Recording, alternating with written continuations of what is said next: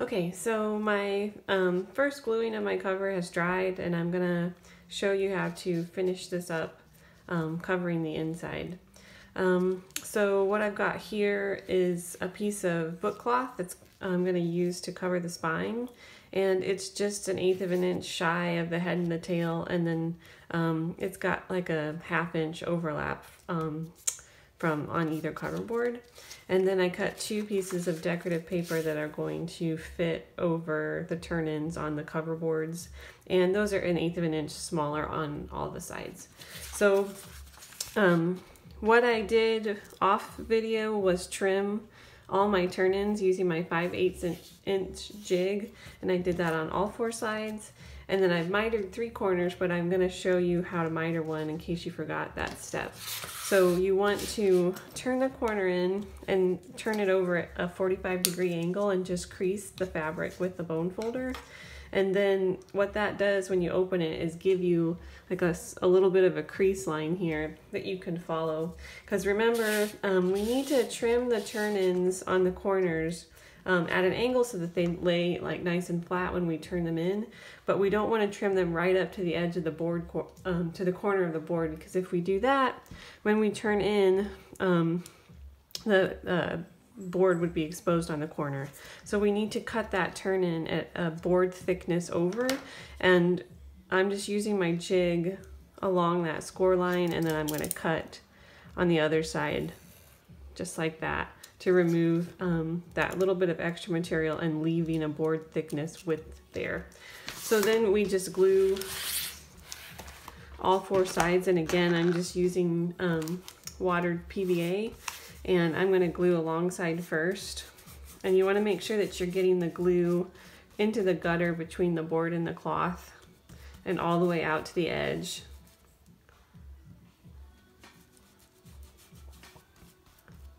Just like that. And then on a clean surface you can lift it and turn to get a nice sharp turn. So I'm kind of pulling that in, and then while it's still wet with glue, I'm going to come back on the corners with my bone folder and just push down that little bit of fabric so that when I turn it up, see that little dog ear fabric right there? You're squishing that down so that when you turn this over, it will be covering the corner. So do that on all the sides. So we're gonna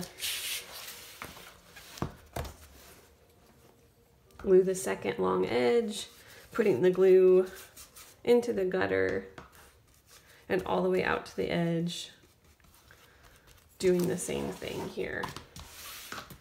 So turn it, giving yourself a nice sharp edge along the corner and tack down that little bit of fabric on the ends, and you can kind of work your way. This will kind of wear in over time, but you can kind of, while it's wet, use your bone folder to just stick that gutter fabric down. And then we're going to glue the sides. Same thing. Glue in the gutter and all the way out to the edge.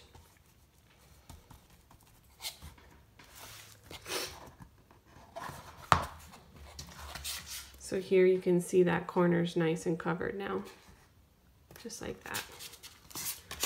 And you can reinforce all of these things with your bone folder, making sure that there's a nice sharp edge. You want to be careful with some book cloths because they will burnish, and then it's a different color once you've like rubbed it with the bone folder. So you want to be careful about that, like rubbing the fabric too much with a bone folder. And this is my last edge, and then I'll show you how to place those decorative covering sheets on the spine and the boards.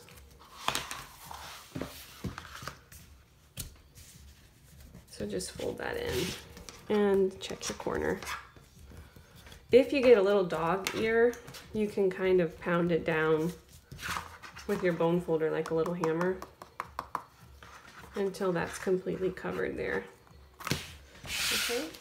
So then when we go to glue the spine, that is a little sticky like literally, because you have to glue that piece of fabric. So I'm gonna glue the whole thing just like as if it was a board from the center out, covering the entire piece.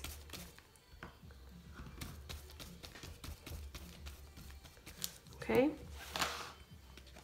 And then you want to just kind of tack it in the center, get it in the middle, and you want to glue that spine board first, and then you can reinforce your gutters here, both sides, and then lay that little bit of turnover down. If you glue this first, then when you then it's hard to stretch into that gutter there. So you want to just kind of work with this a little bit until you can get it all tacked down and nice and flat. And I will press this too after I get all my covering sheets on and my turn-ins. So then for my decorative sheets to cover these, I'm going to switch to a paste because the paper is pretty thin and it can't hold up to the moisture of that PVA, but it's the same thing. You just want to flip over and glue the entire thing from the center out. And these aren't structural at all, right? They're just decorative to cover up the board, so it's not like it needs a real strong glue. So we'll put those, keeping in mind that they're 1/8 of an inch shy on all sides. So just make sure that your little bit of overlap there is even all the way around. And you want to do that for both sides.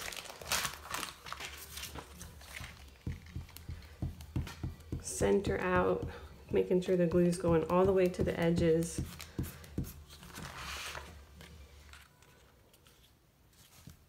Just like that. And then again, you could put like a piece of wax paper down or a waste sheet on top before you press it, but I'm gonna just go ahead and press with a board and some weights, and if you don't have that, you could just use a heavy book. So that's how to finish your case for a Zig Zag book.